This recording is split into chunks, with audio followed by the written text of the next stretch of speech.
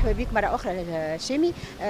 إذا نحب نسألك شنو إحساسك بعد ما غنيت على مسرح كرتاج وبعد ما طلعت على مسرح كرتاج؟ صراحة كتير مبسوط من الأصداء الحلوة، من المحبة اللي شفتها.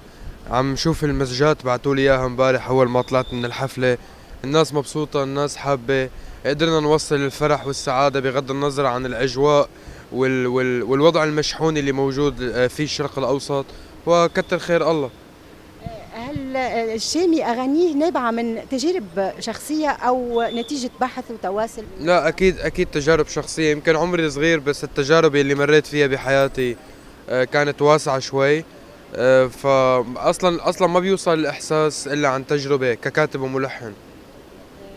هل تعامل مع الفنان التونسي مرتضى الفتيتي خارج تونس؟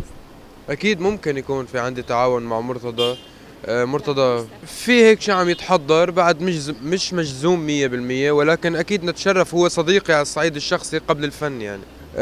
حب كبير للشعب التونسي اللي بيقدر الفن وبيحترم الفن. شعب مليان فرح وطاقة وحب.